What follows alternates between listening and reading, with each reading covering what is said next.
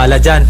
Kasi dapat sana isi-celebrate natin to. Although we celebrate, Joe, ano lang naman medyo ano lang, hindi yung katulad before na talagang may celebration talaga, di ba?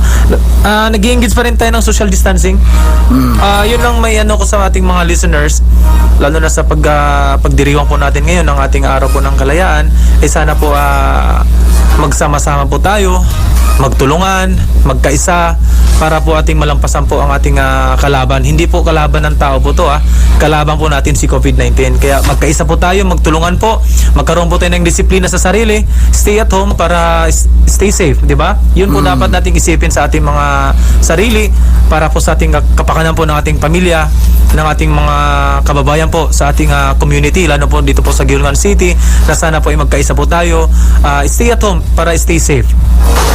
Wala ba tayo lain pag nalibdad, sir, mga pangutan ng angay paibalo ninyo sa katauhan diri sa Gihulngan, isi po daas sa Special Action Force? Para po sa ating mga listeners at saka sumaybay po sa iyo sa online, no? Di ba mayroon kang live Facebook, oo. Mayroon kang live streaming, no? Sa ngayon po, yung PNP SAP is ongoing po yung recruitment program po ng PNP SAP. And through online na po ngayon, because hindi man tayo makakapunta po sa ating mga himpilan dahil po sa pandemya po ng COVID-19. No, ngayon through online po ang ating proseso ng ating recruitment program po ng PNP SAP. Ano requirements natin, sir? Ano lang, kailangan po tayo nakapagtapos po tayo ng ating pag-aaral, yung baccalaureate na tinatawag po natin, 4-year course, and eligible po tayo, pwede pong civil service, pwede pong sa Napolcom. Ang yung sa civil service naman po, yung PD 907, pag mga cum laude, kakatulad ko po, no? Cum laude, cum laude, saka ano ba yun? Yung joke lang yun, hindi ako cum laude. Pwede po yung Magna 9 years. Ano po, Sir Jeep, yung mga board passer po natin. Okay, yung mga pumasa po sa bar, pwede pong pumasok po yan sa PNP, lalo na sa SAF. They are really needed po yan. Kailangan po natin yung mga taong gano'n na professional, para po pag-deal po sa ating sa community, talagang andun po yung professionalism, no? At saka, Sir Jeff, pag makapasok ka po sa SAF, ang dami pong opportunity, no? Na makapag-train ka ng abroad, you'll be trained na kung ano ba yung gusto mong specialization, foundation course, and then yung salary, napakalaki na po talaga. Way back 2010, yung kapanahonan ko po, almost 10,000 yung base pay, or 8,000 ba yun? Sa ngayon, base pay po lang po ng patrolman at saka patrolwoman po natin ng PNP SAP, tumataging-ting po na 29,000 plus. At dagdagan po natin yan, siguro a couple of kulang-kulang 40,000 po monthly ng ating mga patrolwoman at saka patrolman, di ba? Saan ka pa? Mayroon bang mga babae, sir, na SAF? Mayroon. Marami po. Napakarami po natin mga kababaihan po natin, mga tropa. Kasi meron tayong 10%. Pag may quota tayo ng 400, may 10% po doon yung ating mga kababaihan. Kasi kailangan po sa ating unit yung mga kababaihan. Kasi sila po ang magdidil po sa community. Lalo na po sa may mga problema po ng mga, lalo na yung sa Bausi, di ba? Sila po ang ating mga in charge po doon. So mag-apply sa online, sir, o sa may pamagi, o sa may agi ada, asa banta mo agi? Pag sa online naman po, pwede silang mag-log on to www.attrition.pnp-dprm.com para po sa online application. Kasi ito pong DPRM online application po, Sir Jeff, ano na to siya centralized na to siya. Buong PNP po, pag mag-a-apply ka, doon ka ngayon papasok sa website po ng DPRM. Ngayon, pag mag-click mo yun doon, mamimili ka kung saan ka doon mag-a-apply. Dito kang sa SAF kasi gusto mo magiging mas lalo kang magiging skilled, magkaroon ka ng mga specialized training, makapagpunta ka ng abroad, and then mga allowances is napakalaki po talaga. Kaya ako, I was during my time, talagang pinili ko ang magiging isang SAF. Kasi napakaganda, makapagserbisyo ka sa iba't ibang lugar. Kasi ako, hindi ako taga rito sa Gihulngan, sa Negros, pero andito ako. Nag-serve ako dito sa Gilman City, 'di ba? Yung makaserve ka sa isang lugar na hindi ka taga doon, ang sarap ng pakiramdam. Way back yung 7 years ako doon sa Mindanao, 7 taon po ako doon. Iba-iba yung kultura, iba-ibang relihiyon, iba-ibang tradisyon, but I survive. Diba? Doon kasi nasusubukan kung anong klaseng tao ka. So, Diba? ang alam ko sa SAF, no, is komando. Yan. Meron bang pagkakataon na magkasagupa, may labanan kayo sa SAF kontra ng atin pong labag sa gobyerno?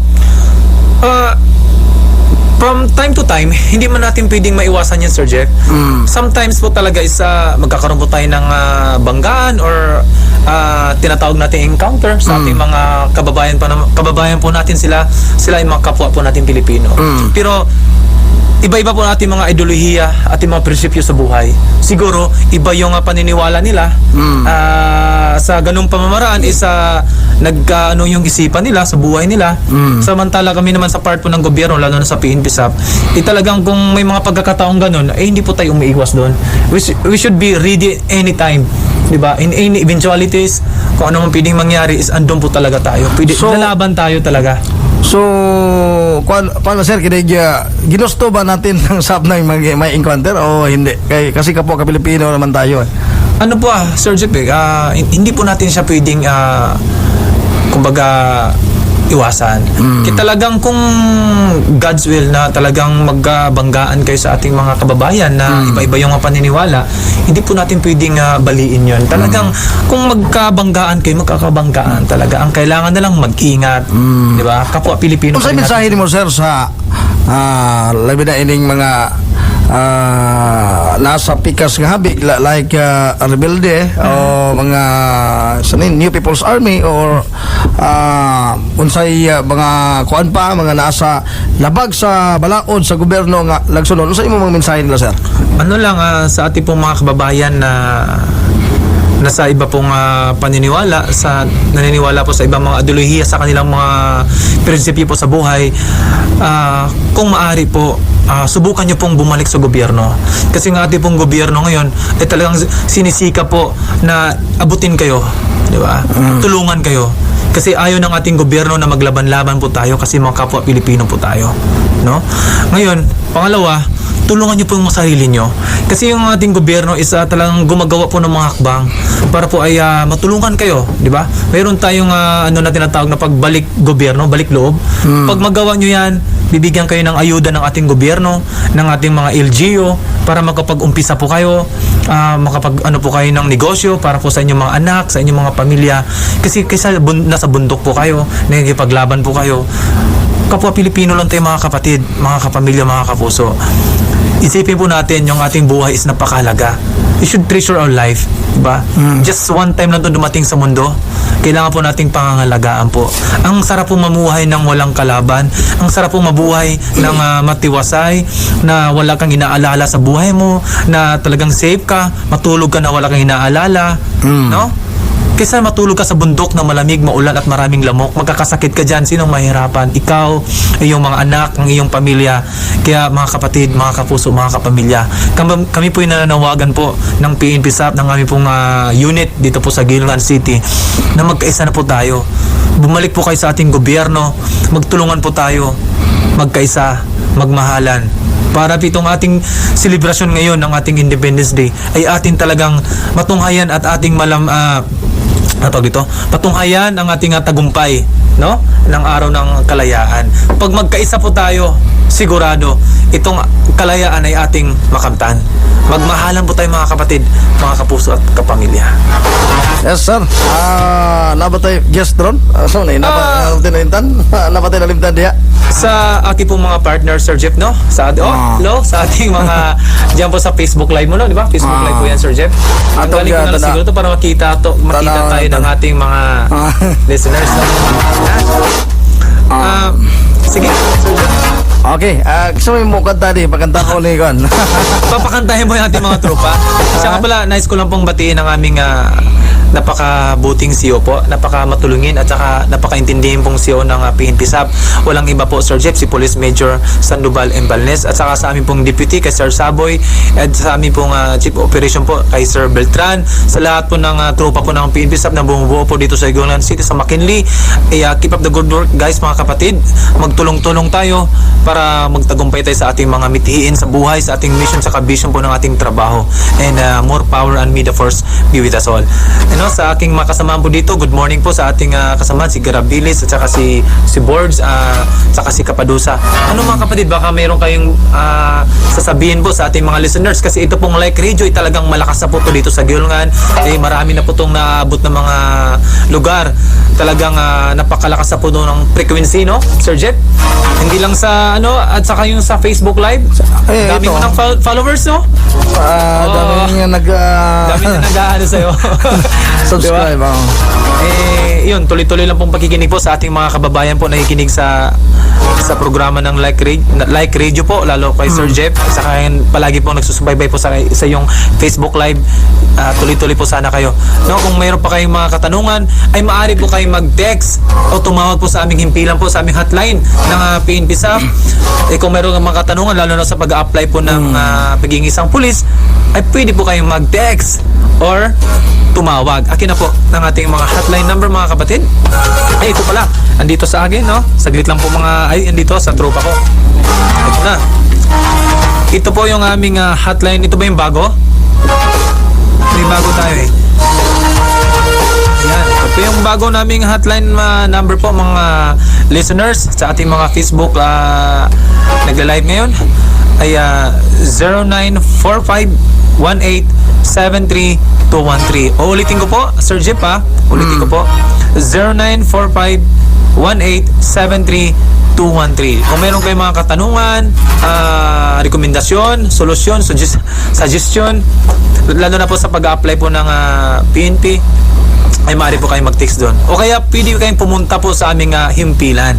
Matatagpuan lang po yan sa Barangay McKinley, sa Camp Tirambulo, McKinley, no? Gilungan City. Pwede kayong pumunta doon. Madali lang po hanapin yan. PNP SAF, andun lang po yan. Okay? Maraming thank you po, Sir Jeff. Sige, sir. Magkape muna kayo. Magkape? Kasi malamig dito sa programa mo eh. Kailangan natin magkape para mawala yung kaba, no? Matawag ka na si Sir Alex Agnes sa Doaga programa.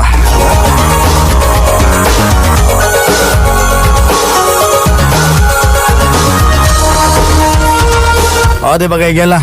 Moto ba gala to gestro kadlaw si Sir Alex Agnes. Aga to amigo may gala nga matinabangon.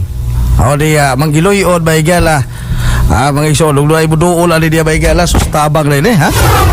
Kaya to munang idol na to di ba gala. O niya aritos bag-urog nga pabaagis gobyerno sab. Kini bag no back rider policy.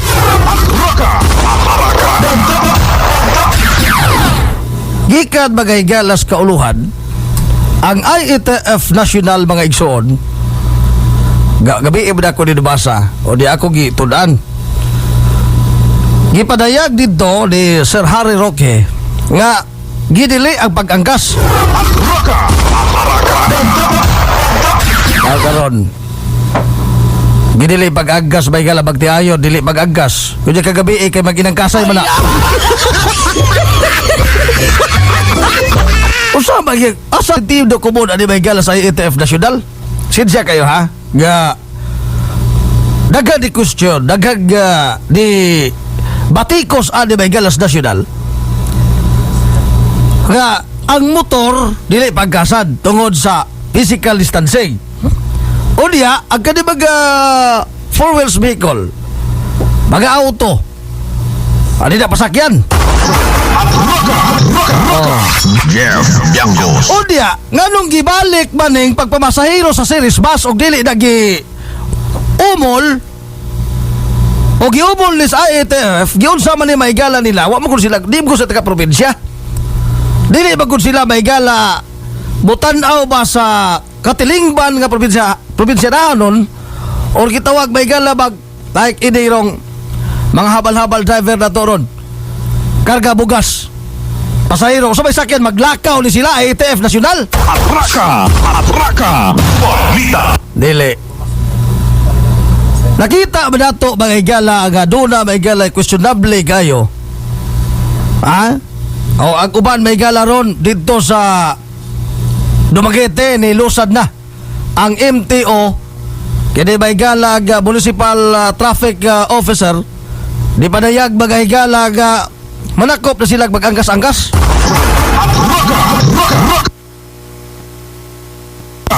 Jeff. Diba? Kung sa may buhaton ani ron og trabahante gikan ka mahigala sa bukid, trabahante ka sa syudad, lungsod. So may sakyan ana. Ha? Unya kaning pinikab, niingon sila may gala, usaray pasahero. Ang pangutana kining Christmas, pilay pasahero diha. Atraka. Balita. Jeff. Tanawon po siguro may gala eh. Now karon, ang ayan batang mo patuman sa ato pangutana karon sa ato mga sukit tigbabidaw sa tibuok may gala Central Visayas kay kusog ba ta Cebu.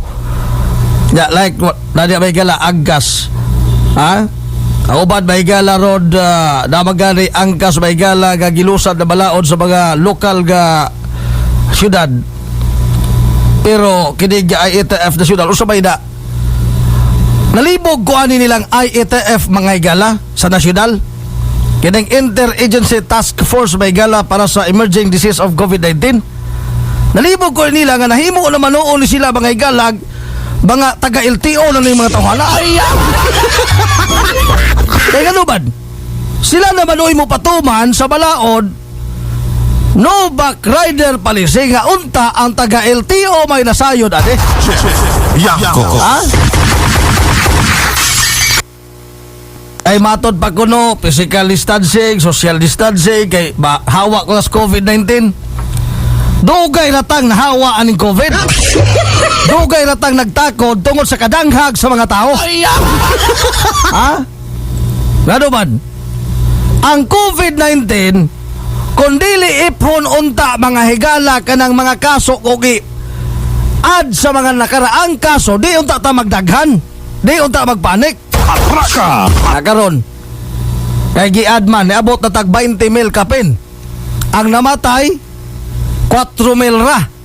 Ang naka-recover ang 4 mil ang namatay 4 mil katong mga daras ana naka-recover yun kayo man ang namatay ng 20 mil. Yanko. Ana ta maalarma kung namatay ng 20 mil kapin alarma na ta kay kana gyud makamatay gina sa kita. Atraka. Simbago mga igala gihutoy ubo, gisipon, gisubawan, gihilandan. O diya dunay sakit may galang lain. O diya ipagawas gyapon idig-testing nato ang lawas sa tao sa ato ang naibaw ando na gini virus. Yanko. Ha? Diya kasagaran na mapod may gaspadultihon. Ang ano man ang uban may gala lagi. Matulog diya mga igala sa asiras, mga bata matulog asiras, magiging sakit. Oh. Ambot magkisay ka paring magbubunyag ani may galang sakita. Pero arita balikad dadig no back rider palisi. Balik ko out kay paminahon nga magtiayon matag adlaw dili di mo back ride don. Ini kagabi mo back ride gina. Diba? Kinsa man may galay gaumol ani. Taga IATF. Now karon usban ninyo na. Kay balik ko out paminahon ni hugot mong papatuman ani may galag mga habal-habal driver o mga motorista o niya ang mga bus mga igala wa niyo tugote may galag pagpahugot. Atraka. O niya kana ra bag yun may galang gikarga sa inyong mga sakyanan gikan nas laing lugar. Doon na travel history. Like aning barko ng Mudunggo Birnis maron alas 11 o alas 12 balik probinsya. Oh, asa man na ikarga? Edit sa quarantine. Kanya ka na arong ilang biyahean. Wala sila gatapa dito. Atraka. Atraka. Balita. Kung buoto na hudaon, parang mawala ning COVID. Kung inyong gitanaw may gala, wala unta mo nagpahigayon, wala unta ninyo gibalik sa general community quarantine, balag mga pasmo ni mga tao. Atraka. Atraka. Wala man income. Pabor sa mga PNP o SAF, pahigalag mga Philippine Army o mga sa DepEd. Eh, sweldo man eh. Ang problema, magbayungon po sa 30, why sweldo ng mga Army, PNP, SAF, Hapiros na tanan ani 40 ta may gala luya. Kay ako may gala atong COVID. Nalipay tata may gala ni COVID may gala atong kuan kay di na ta kagawas-gawas. Wa na lingaw-lingaw mga igsuon. Di na ta mahotdan. Problema po unsa po'y tigumon o wa kay sweldo. Ito no. Ang ato diha bagay gala ba? Bangutana na ko ninyo mga sukitig pabinaw, pabor ba mo gihimos IATF? Idig no back rider palise. Dapat tayo mga bisita, kisa may magkatukan ani. O nagyo ko padayag. Pabor ba ka sir? O sa imo opinion ani? Okay, no back rider palise. Ginig naabadi ato aga PNP. Bawa ni patuman may gala. Bawa ba ni sila kuan ka atas sa border checkpoint sir? Pabor ba mo ani sir o dili? O sa may inyong opinion? Good morning pala sa atong mga higala sa Gihulngan, Sir Jeff, and happy Independence Day to all. Regarding sa no back rider policy, Sir Jeff, ang dalawang aspect yan, Sir Jeff. Let's turn to the medical aspect. Kanang atong ginakuan karon sa COVID-19. Sa no